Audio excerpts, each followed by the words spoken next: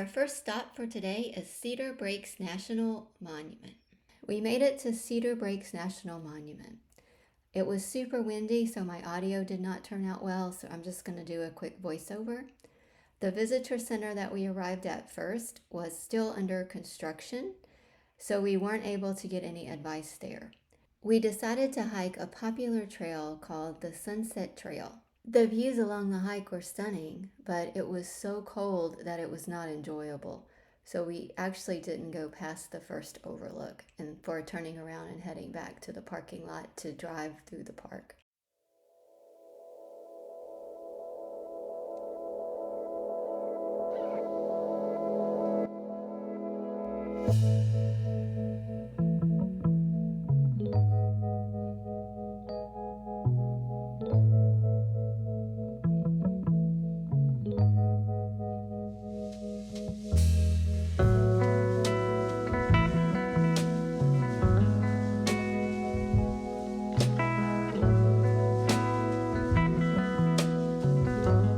I failed to mention earlier that during our drive through the park, we did eventually find a trailer that had been set up as a temporary visitor center, so we were able to get a map. The temperatures here were just too cold for us, so we decided to move on to our next stop for the day, the Parowan Visitor Center. At the Bryan Head Peak Overlook, 11,307 elevation.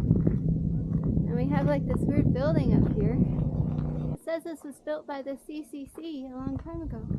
Although this has not been a planned stop, it was a nice little detour because we had seen the sign on the highway as we were driving to Parowan.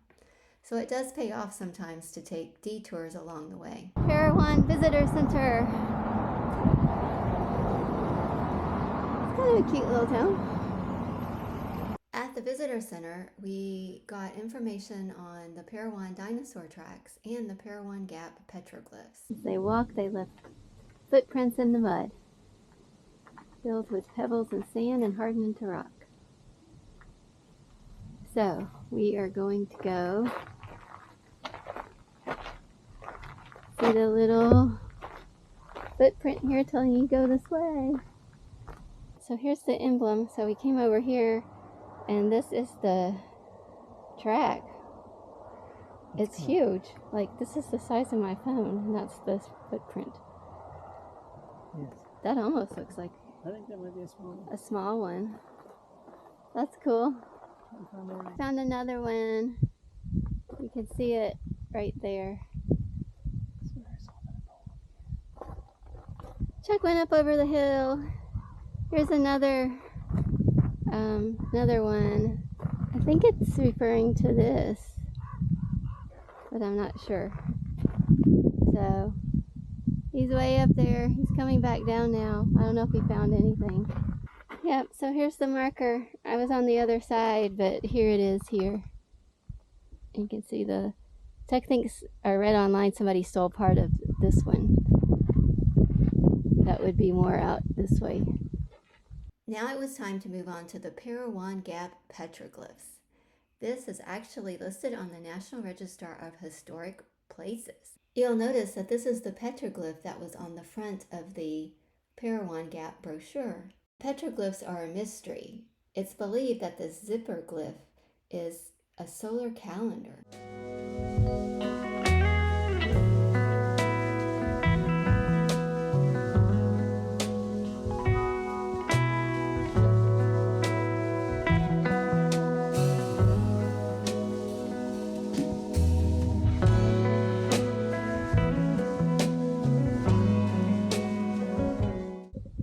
This is pretty cool. It's like every rock you look at it looks like it's got stuff on it. And I think they've kind of fallen down some too.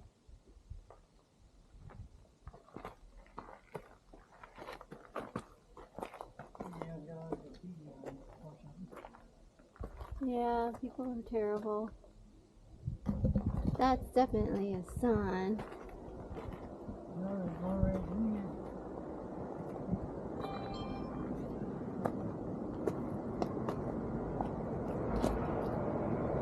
We really enjoyed our visit to Parowan, but now it was time to head to Cedar City for some drinks and food. So we were just in the visitor center and we thought we had to drive somewhere else, but there's a trail out back that we can take to the historic district, only a few blocks away. So we're gonna do that.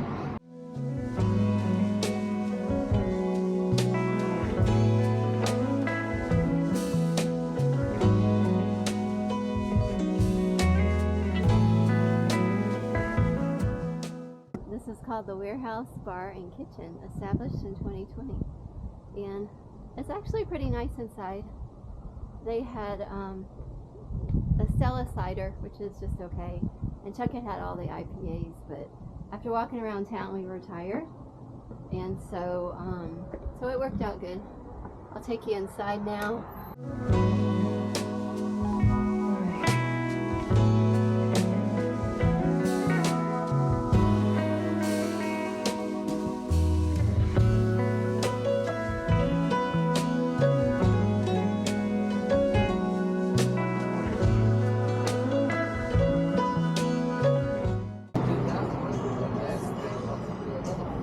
Alright, so we made it to Central Wood-Fired Pizzeria. We walked by here on our way out of the way walk earlier from the visitor center, and it smelled so good. And we love pizza.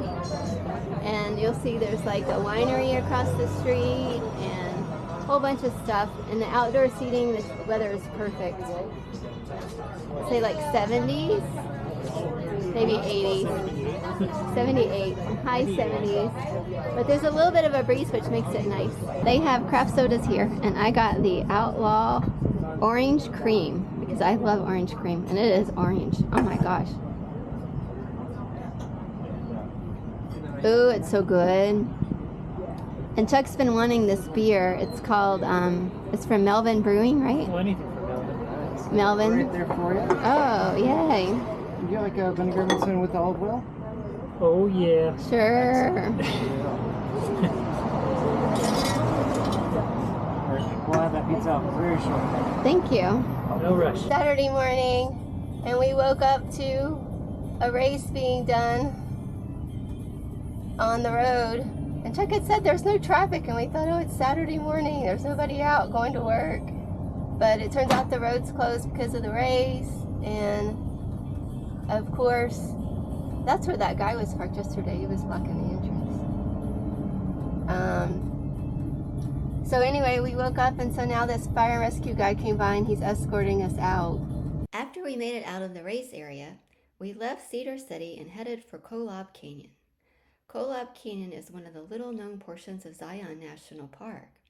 There are a couple of trails here, too, that we were interested in taking at least one of those, along with a 5-mile scenic drive. This is Taylor Creek Trail.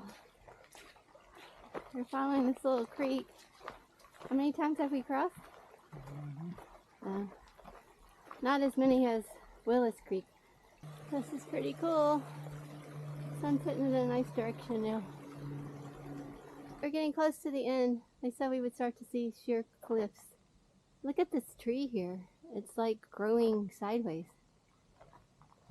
And it's just beautiful. It's just an amazing view over here to the left. And here's the trailhead.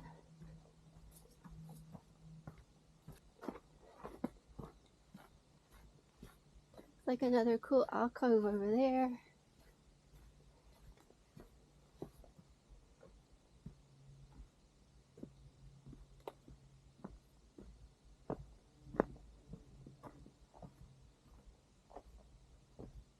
But this is the double arch alcove. I thought this was the end of the trail. You can see it's just huge. Alright, we made it to an overlook. We're on the Yant Flats Trail. We're like the only people here. We just see a lot of cars leaving, and it is late in the afternoon and hot, so it makes sense, but there's a nice breeze here.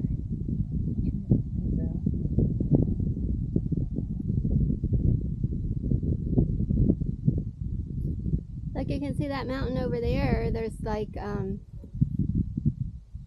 that red and white marble pattern going between it too.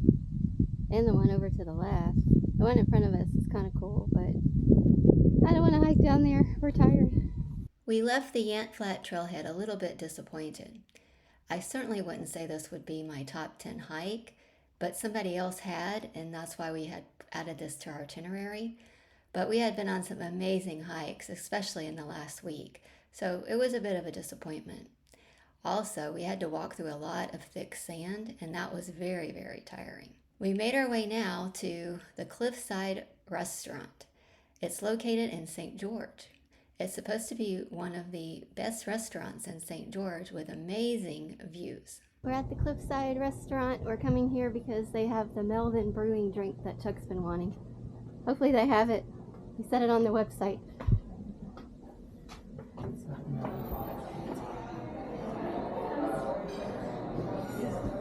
Here's a view from the back of the restaurant. We're up on the cliff. It's called Cliffside. And unfortunately they don't have a bar. Utah's kind of weird. They don't have bars all the time.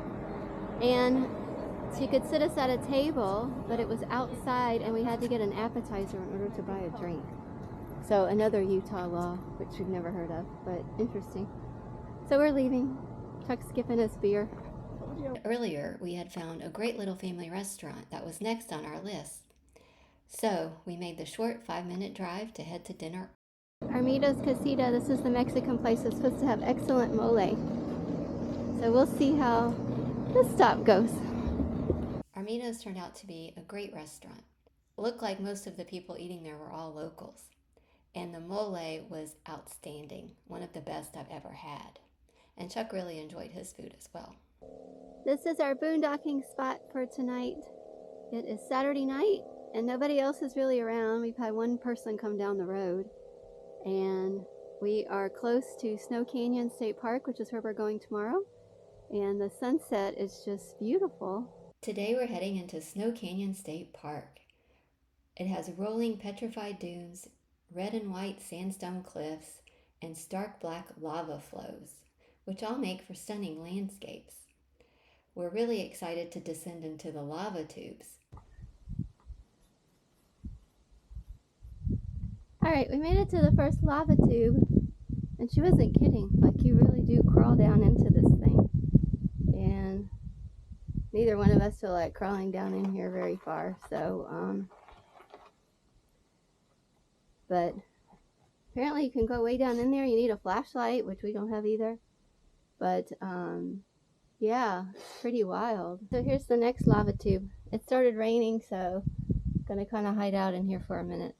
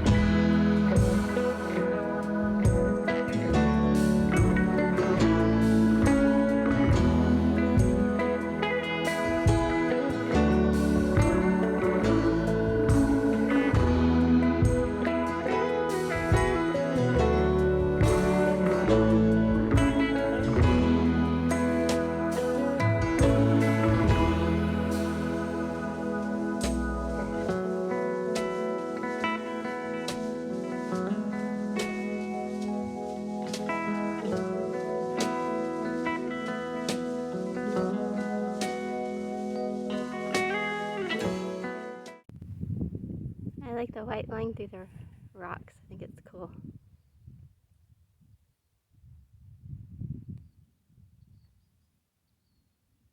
That sounds like thunder, Chuck.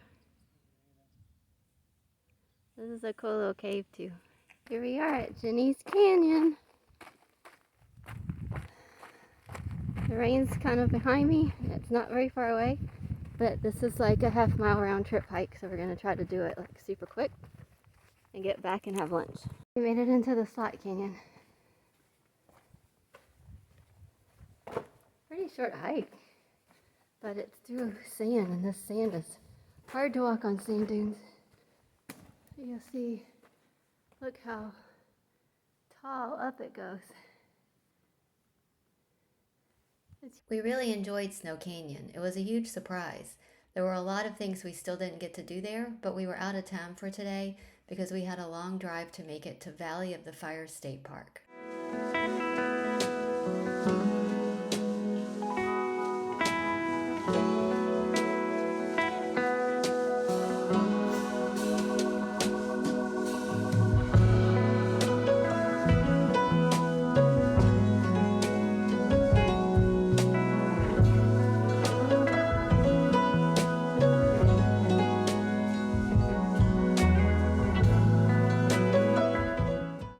can see from this map, the main Valley of the Fire Road is 7 miles all the way through the park, from the west end to the east end.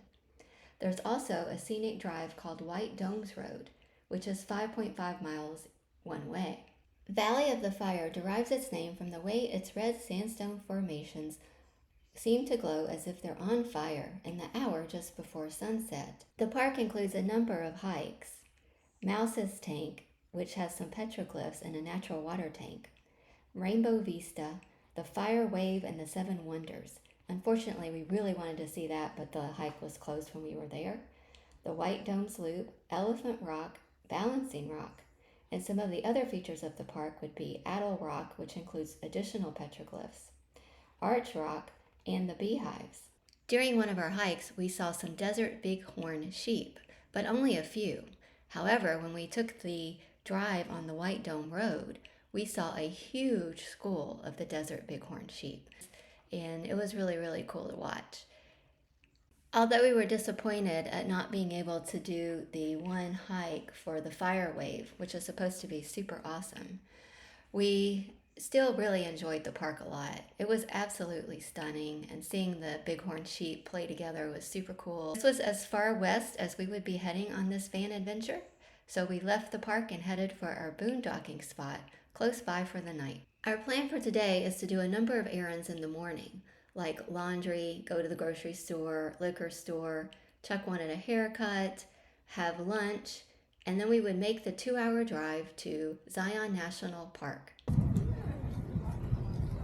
All right, so we found a parking space, which I'm shocked because it took a long time to get through the gate.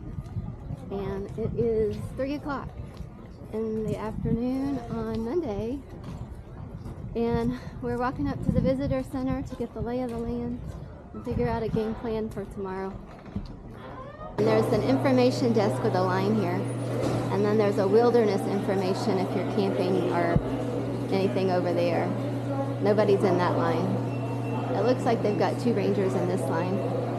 And it's really nice inside. They talk about the shuttle system and the different walks and hikes. We just have a few questions. We're at Zion. We just walked through the little village, got some more information on hikes, and gonna have to go figure out what we're gonna do now. It's Monday night. We made it to Zion this afternoon. Did a ton of errands earlier today and drove all the way from Nevada to get here. The park was crazy, but we have a game plan. The van, we parked fairly close to the road because a lot of the places farther back have been shut down for camping. Look at this sunset over here. The sky is beautiful, and we've got mountains like all the way around, well, probably 180 degrees around. Behind us is some more camping people that have been coming in, but nobody stopped at our spot yet. But this is gorgeous. In the next video, we spend time exploring the main portion of Zion National Park.